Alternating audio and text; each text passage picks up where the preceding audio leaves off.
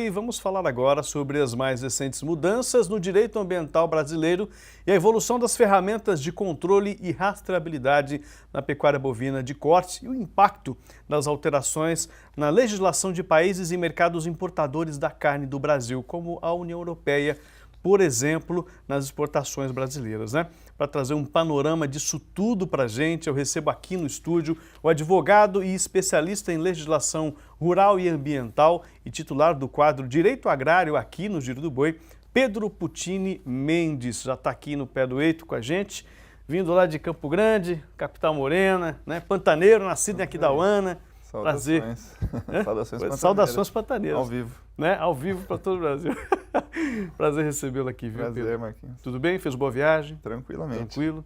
Como é que está o Mato Grosso do Sul? Sereno. Agora mais fresco, né? Começou a chover um pouquinho. Graças a Deus. Cair a temperatura. A temperatura, apaga o fogo e a gente segue a vida, né? Pois é, como sofremos esse ano, né? Sim. Não só esse ano, né? Quando a gente olha para o histórico dos últimos 2, 3 anos, como o pecuarista mato-grossense tem sido resiliente, porque tem enfrentado desafios muito grandes, inclusive no Pantanal, que é um grande celeiro de cria, né? Só o Pantanal. Só Corumbá origina mais de 2 milhões de bezerros, só Corumbá. Né, fora as outras regiões do entorno. Então, assim, é um grande celeiro de cria. A pecuária tem uma importância fundamental, né, nesse manejo, né, como bombeiro disso tudo, e tem sofrido bastante, né, Pedro? Sim, e se você observar até no próprio quadro Direito Agrário, aí parece que todo ano a gente repete esse mesmo tema em meados de agosto, setembro, que vem a seca, que vem o fogo, vem a questão da responsabilidade jurídica também pelos danos que acontecem nessas áreas de incêndio. Então, acho que até é momento de a gente repensar isso, né? Finalmente adotar uma postura proativa, preventiva, né? Olhar a propriedade, aproveitar que agora é tudo por satélite, né? Olhar a propriedade de cima e falar, bom, essas áreas aqui são frágeis, é melhor já fazer os aceros com antecedência, melhor já fazer planos de contingência de brigada, né? Acho que é momento de pensar nisso. Inclusive, vamos dedicar um quadro aí só para isso depois. Né? Até para poder ajudar o pecuarista nesse sentido, porque a gente acaba, de certa forma, terceirizando essa responsabilidade, né? Ele mobiliza, ele protege, ele cuida, e aí ele lida também com todos esses desafios meio que sozinho também, né? Isso, todo ano. E todo ano, né? Porque todo ano seca. Ô Pedro, como é que você vê esse cenário atualmente a rastreabilidade é um caminho que a gente precisa realmente seguir, a gente está seguindo, né? Mas isso é um desafio, mas é de inegável importância para o posicionamento da nossa proteína vermelha dentro e fora do Brasil, né? Sim, Marcos. A tecnologia, o controle ambiental, ele avançou expressivamente, né, nos últimos anos, com o uso de tecnologia de monitoramento, tanto da propriedade quanto do rebanho, né? E aí isso permite um acompanhamento contínuo, né, das atividades do produtor, uma maior transparência, segurança jurídica, uma série de questões aí. E tecnologias como o Map Biomas, o PRODES, a plataforma do Cowbot, né, que, enfim, são várias tecnologias já disponíveis aí para o produtor na palma da mão, no celular, né? E aí vão ajudar a cumprir essas exigências ambientais, acessar um mercado mais sofisticado de precificação de carne. Então, houve um avanço, sim, inegável, né, e expressivo da tecnologia com relação à fiscalização ambiental. Quando a gente olha para a importância disso, assim, isso é uma pressão internacional, né, e a gente está se alinhando para poder atender isso. Seria esse ponto. Sim, seria esse ponto, não só internacional, mas o perfil do consumidor, em geral, vai ficando mais preocupado com a questão do desmatamento, com a questão de infrações ambientais, né? Embora ainda não seja a maior parte do mercado consumidor nacional, né, o internacional é um pouco mais exigente nesse sentido, né? Então, já é passado o tempo do produtor se preocupar com esse tipo de questão, né? E essa questão, como é que está essa questão de desmatamento? Até porque é uma questão muito complexa, porque existe uma criminalização muito grande do produtor, mas quem realiza isso são criminosos, não são produtores rurais, né? Isso precisa ficar bem claro. O que está mudando em relação a isso? A gente tem essa questão da União Europeia que provocou bastante repercussão e tal. Como é que está isso? Isso vai entrar em vigor lá mesmo, agora no início de 2025 ou não? E como é que isso impacta a gente? É uma grande negociação das nossas entidades de representação do produtor aí, né? A CNA tem atuado de maneira bastante diligente, porque essas regras são bastante rígidas, porque elas coíbem não só o desmatamento ilegal, mas também o desmatamento legal, a licença ambiental. Essas regras da União Europeia elas estão restringindo o desmatamento até mesmo legal a partir de 2020. Então, o produtor vai ter que se preocupar com a atualização, ele vai ter que se atualizar com relação às normas nacionais e internacionais para continuar vendendo nesse mercado premium, né, que a gente chama aí.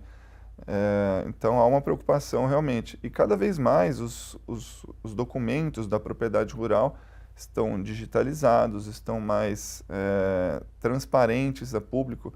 Existe um checklist básico que a gente pede normalmente no escritório, que é a matrícula, o CCIR, o ITR e o CAR, né? E na maioria das vezes eu encontro divergência desses cadastros. Propriedade com tamanho diferente nos sistemas, esquece de atualizar as informações de produção no CCIR, no ITR. Então isso é um grande problema. O produtor precisa atualizar os seus cadastros, já falamos disso várias vezes no quadro Direito Agrário, né? Atualizar os seus cadastros, alinhar um com o outro, passar por processos de certificação muitas vezes, né, para poder continuar no mercado de maneira mais transparente, enfim. Então o caminho é esse. Essa questão da União Europeia, ela está definida? Isso vai entrar em vigor em 25? Essa nova legislação da União Europeia vai entrar em vigor, né? Ela estabelece que produtos brasileiros, não só a carne, mas soja, o café, eles estejam em áreas que não foram desmatadas a partir de 2020, como eu comentei para você. E aí, com isso, vai trazer uma série de desafios para o produtor rural brasileiro, principalmente nos biomas da Amazônia, na região da Amazônia Legal e no Cerrado, onde o desmatamento é mais sensível, né? E aí, para se proteger dessas restrições, o produtor vai ter que adotar uma série de medidas com relação, principalmente à conformidade jurídica e ambiental. Então, a gente já vem falando disso ao longo do tempo, que cada vez mais a gestão jurídica tem que se aproximar do dia a dia do produtor, né? E eu acho que agora a gente já está visualizando isso de maneira mais fácil, né? É verdade, inclusive com o aprimoramento das ferramentas, né? Para que você possa consultar, acompanhar, né? Todo o status das propriedades rurais. Como as ferramentas remotas, né? E aí a gente volta um pouquinho nelas. Você citou o Cowbot, tem o Mapa Biomas, enfim, são várias ferramentas que o pecuarista, que o agricultor, que o produtor rural, que as empresas, que o segmento, que a cadeia como um todo, pode estar acompanhando até para se precaver, né, em relação a negociações de terceiro, está comprando bezerro, está comprando garrote, né, vai fazer um arrendamento. Tudo isso tem mudado um pouco o jogo, né? Está muito fácil de utilizar essas ferramentas, Marcos. O Cowbot eu estou utilizando, inclusive, no dia a dia do escritório, é muito interessante. Você tem ali o número do CAR ou a localização da propriedade. Normalmente eu uso o número do CAR. Como a gente já pede o CAR para poder fazer um atendimento melhor, né? Você insere ali o número do CAR. É um número de WhatsApp, né? Você insere ali o número do CAR, ele te passa um relatório, um arquivo completo e indica em qual desses sistemas de monitoramento existe uma não conformidade. Se é no PROD, se é no Mapa Biomas, qual é o bioma, qual é o ano do alerta de desmatamento, né? E a partir dali a gente começa esse trabalho de regularização. É muito fácil. O Mapa Biomas emite um laudo, né? Então você coloca ali as camadas dos mapas que você quer, ele te emite um laudo completo, né? Então também destaco aqui o trabalho importante do Escritório Verde, que tem sido feito nesse sentido. Inclusive a gente trabalha, o meu escritório trabalha em conjunto aí com o Escritório Verde, a gente tem conseguido implementar esse tipo de tecnologia no nosso trabalho, né? Então esse é o caminho, está fácil de utilizar essas ferramentas, o produtor tem que aderir a essa nova realidade, né, Marcos? Que legal, é isso aí, pessoal. Tudo está se transformando rapidamente, mas tem o lado bom disso tudo, que a gente consegue, né, estar com essas informações muitas vezes na palma da mão e poder gerenciar melhor isso, e assessoria jurídica, todo esse amparo, né, escritórios verdes e tantos outros trabalhos importantes pelo Brasil, no sentido de estar ajustando essa regularização. Ó, muitas mensagens chegando aqui, o professor Gilberto Rocha de Botucatu, um grande abraço para o senhor, né, o Francisco Fadiga lá de Iporã, no Paraná, Zé Camilo nos acompanhando, né, lá de Salvador, o Zé Flávio lá de Sorriso, no Mato Grosso, o William Ferreira Antunes, lá de Portugal, junto com a gente, o Ângelo, né, Lazzarini, também lá de Marília, nos acompanhando aqui. Muito bom. O Eduardo Caetano, de Portugal também, Paulo Guedelha, do Maranhão, Lucas Monteiro, né, Minas Gerais, o Zé Martins, de Aripuanã, no Mato Grosso, região de Gado, barbaridade também. Enfim, muita gente aqui nos acompanhando. Legal. E isso é um assunto que se movimenta muitas dúvidas, né? E aí eu te pergunto o seguinte, o Pedro, você citou toda essa questão de mapeamento e quanto nós evoluímos. Hoje em dia você vê tudo de cima, né?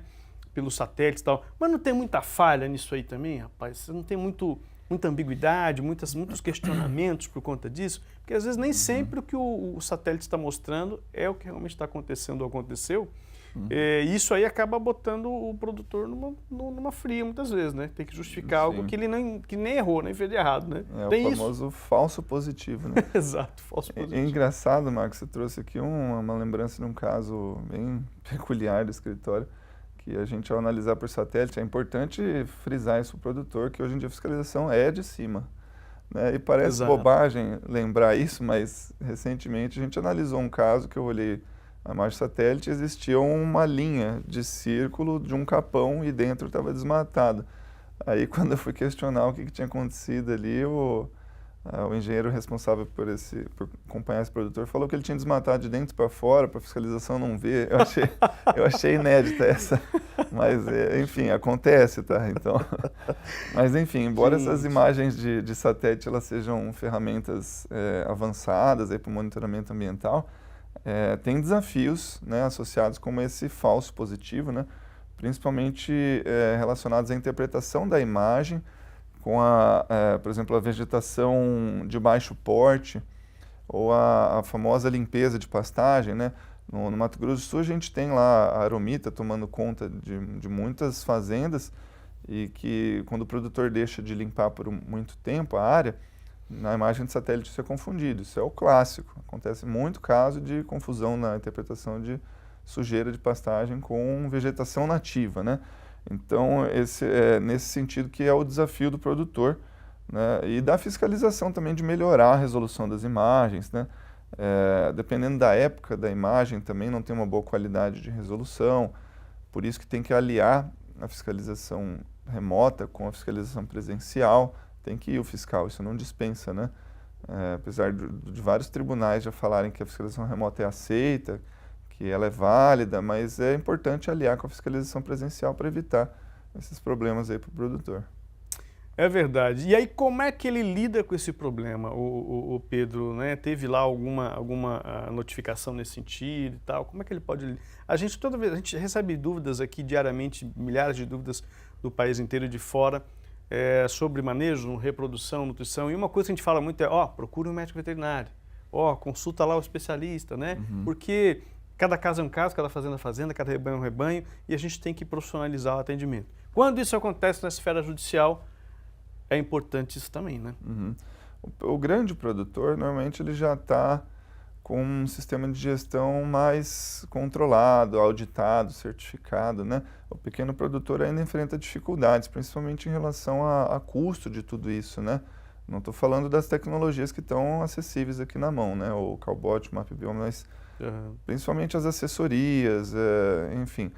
Para esse produtor, o importante que a gente tem que comentar aqui é para manter a casa em ordem, não deixar a fazenda por muito tempo sem fazer uma limpeza, deixar a pastagem ser degradada, cuidar da alimentação, da suplementação do gado, porque isso também pode gerar crime ambiental, né, esses maus tratos animal. E, eventualmente, consultar escritórios especializados, né? Como a gente já falou, o escritório verde está aí à disposição do produtor para poder prestar essa assessoria.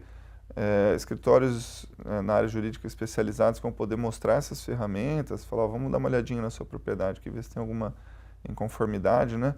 Então, não faltam meios de verificar isso aí para evitar as penalidades que são bem severas, né? Quando a gente fala aí nas penalidades jurídicas, já falei várias vezes no quadro Direito Agrário, a responsabilidade ambiental ela é tríplice. Então, 3 vezes punido pela mesma situação, né? As multas, né? A parte administrativa, que é multa, o embargo, o impedimento de usar a área, né? Apreensão de gado, que já aconteceu também, há uns 2 anos atrás a gente viu aí a região da Amazônia Legal tendo apreensão de milhares de cabeças, por quê? Porque estava embargada a área, colocou o gado ali, fora a parte administrativa, a parte criminal, crime ambiental, né, que pode gerar antecedente, trazer uma questão aí mais complicada. E a terceira responsabilidade, que é a reparação do dano.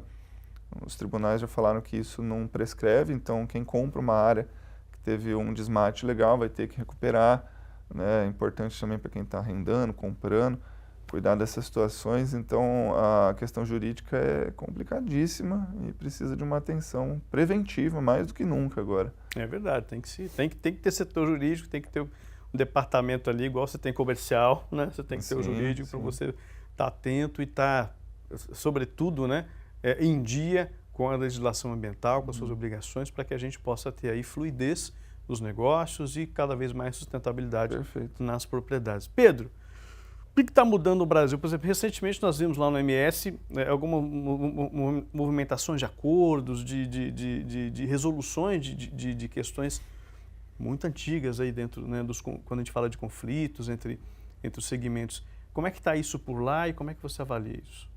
No Mato Grosso do Sul? Isso. No Mato Grosso do Sul nós tivemos uma atualização importante agora com relação à legislação do Pantanal, né? Que agora, cada vez mais, o Pantanal está em destaque também no mercado nacional e internacional, diante da fragilidade aí desse nosso bioma, né?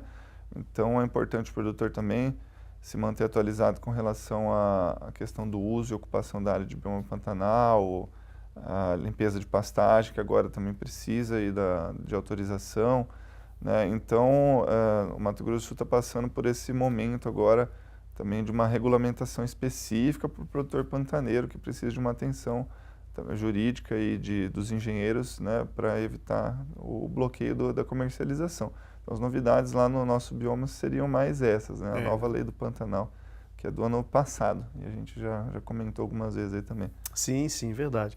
Ó, o pessoal está nos acompanhando, o Brasil inteiro. Ceará, o Ricardo Costa nos acompanhando, Leandro Lima preocupado aí com essa questão para o desmatamento, ele se sente bastante prejudicado o segmento, né, preocupado com isso aí. O Lázaro, lá da Bahia, Rancho Fundão também nos acompanhando. Renato Mariani, né, parabenizando as novilhas 1953, um espetáculo realmente, viu, Renato?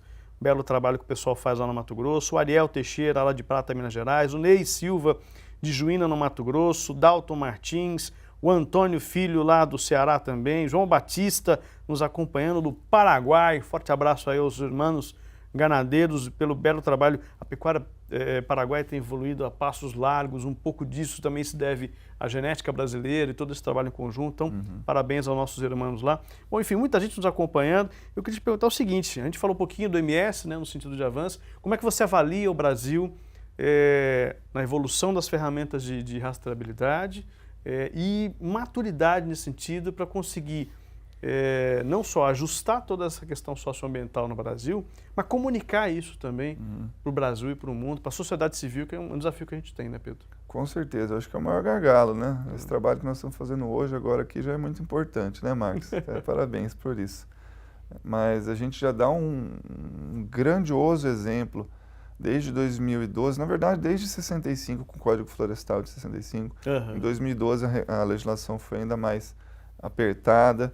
Então a gente já dá um exemplo para o mundo nesse sentido, de que nós temos 11 modalidades de APP, tem área de reserva legal, tem 66% de vegetação preservada no nosso país, unidade de conservação de terras indígenas, e o planejamento territorial segue dessa forma, né?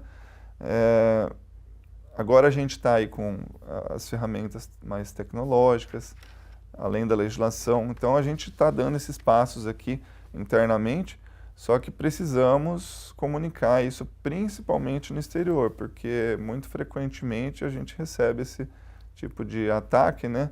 A nossa produção. A pessoa põe o martelo na mão lá e então, certo, errado, justo, injusto.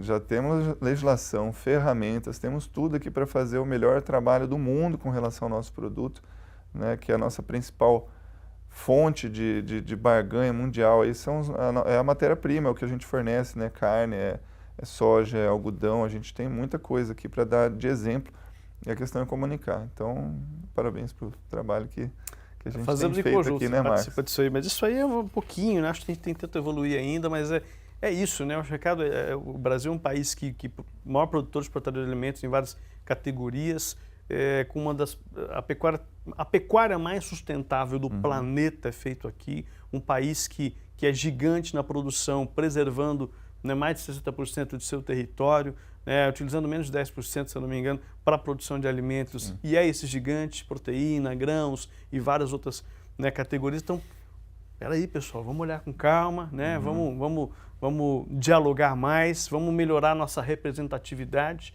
nas discussões, lideranças. né, na nossa liderança, nas discussões globais em relação à sustentabilidade, e vamos mostrar o que a gente está fazendo. Não só o que a gente está fazendo, mas para onde nós estamos indo, né, e como é que a gente está construindo essa rodovia pavimentada aí em termos de sustentabilidade. Conversei aqui com Pedro Puccini Mendes, companheiro de longa data, um grande prestador de serviço ao agronegócio brasileiro, trazendo informação, né, esmiuçando, né, as dificuldades da questão ambiental para o produtor rural, contribuindo de forma inegável, Pedro, né, para a gente poder avançar nesse tema. Então, eu queria agradecê-lo muito. Imagina. É bom quando a gente mostra o quadro, mas é bom quando a gente pode prosear assim, né, no sim, tete a tete, para poder responder o pessoal que manda mensagem e poder comunicar com esse Brasilzão.